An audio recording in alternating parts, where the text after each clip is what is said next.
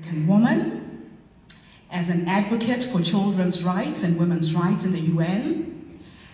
And I try and give people contrast so they can see where they live and how privileged they are. The lady from Manal introduced me to Global Ties, and she said, Gertrude, I think you would really fit into this organization. They're dynamic. Go in and meet Adele. And we had several cups of coffee, which have led to some amazing connections in terms of helping me create the life of my dream in New Mexico. I asked if I could volunteer in any women's organizations or organizations to do with young girls. I have a passion for girls to get a good education. And I was introduced to the Girl Scouts of Alburquerque.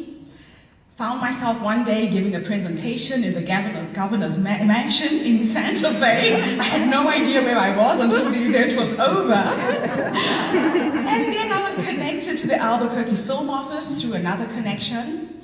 And when I started investigating filming in New Mexico versus California, it made no sense for me to leave. As a filmmaker, you get 35% back on every dollar you spend in New Mexico. The cost of living is amazing. So by day 5 of my stay in Albuquerque, I signed a 1-year lease for an apartment in Nob Hill, 10 minutes from the University of New Mexico. Had no idea how I was going to stay. But again, through a magical series of introductions, I had a meeting with the University of New Mexico's Cinematic Arts Department and was offered a 5-year contract as a part-time lecturer and a research scholar. And I kind of feel like I am in the middle of a dream right now. There is something about New Mexico that reminds me of home. I can't film in Zimbabwe. We have been living under a dictatorship for 35 years.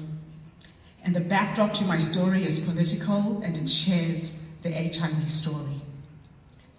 The way it has impacted me is this. My grandmother had 11 children. She had 34 grandchildren. 19 of my first cousins have died of HIV-related diseases. There are 49 orphaned kids on my side of the family, another 40 on my ex-husband's side. So I have a project back home in Zimbabwe that sponsors children's education. My foundation now sponsors 580 children with a passion and a vision to expand this. So my film is really an expensive commercial for my work in Africa. And what I want to try and do is to inspire people like me, people of African descent, to go back home to their prospective countries and help. Zimbabwe's population is 14 million. 1.1 million are HIV orphans. We have children on the streets hustling to survive at the age of 8, and they are the heads of households, looking after siblings. So I got involved actively with Global Ties, and they had a delegation that came a few months ago of 27 women from 27 African countries.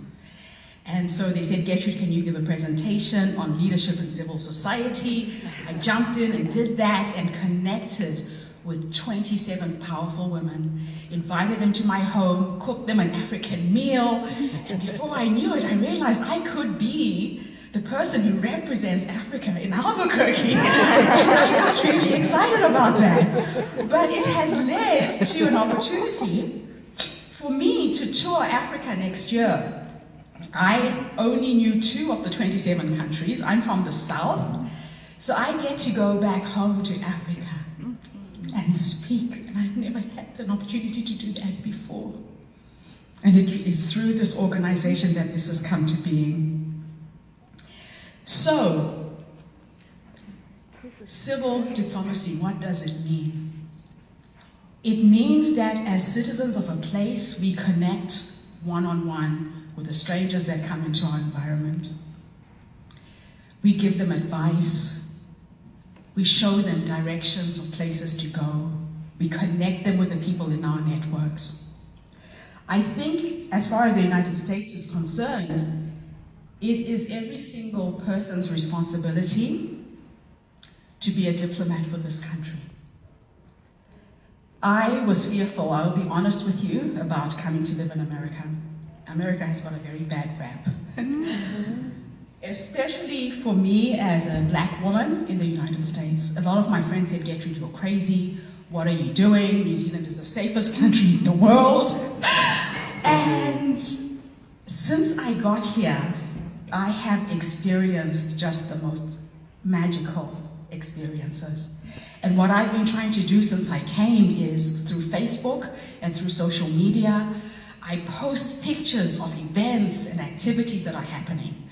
I write for the Huffington Post. I've been able to write a few articles about events that are happening in the state.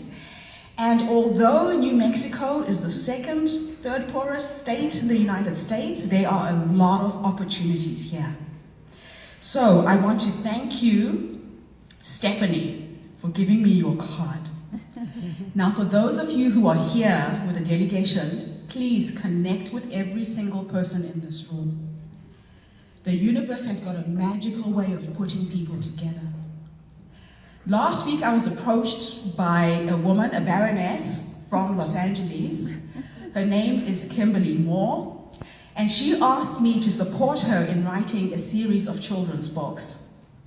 And out of one conversation, I showed her how to repurpose the book, turn it into a movie, a board game, a range of children's clothes. And I said, I will find you organizations of women who are producing clothes so we can inspire women. So Stephanie, I will be in touch and we will see how we can work with you. So thank you for doing what you did. Never go to an opportunity like this without a business card. Even if you have to scribble your name on a piece of paper, we bump into people for a reason. And I'm really grateful for having this opportunity to share just briefly what has been my life in the 11 months that I've been here. I feel like I'm in the middle of my dream. And in the vision that I was given when I started writing the script, it was about 2 weeks before I launched my first book, which is a memoir. But I woke up in the middle of a dream, and in the dream, it was a dream of my funeral. And somebody was reading my eulogy, and they were putting my body in the ground. And as they read the things that I was going to achieve, they said that I was going to create a foundation that would reach the 1.1 million orphaned kids in Zimbabwe and the 17 million children in Africa. They said that I was going to write a movie script that was winning 8 Oscars. Now, when I was living in New Zealand, I got an opportunity to work with Peter Jackson when he was filming King Kong. They needed African extras. I put up my hand, I created a database and supplied all the ethnic extras that took part in King Kong and Avatar and acted in both films, quit my day job and became a filmmaker at the age of 37. So I'm here in New Mexico to make this movie, and I would love you to connect with me through social media so I can keep you informed. But this is now home for me. And anytime that Global Ties needs me to be here to support anybody who comes into the community, I am there. Magic happens when you give. When you give of your time, you give of your energy. And it's been an absolute privilege to present here today, so thank you.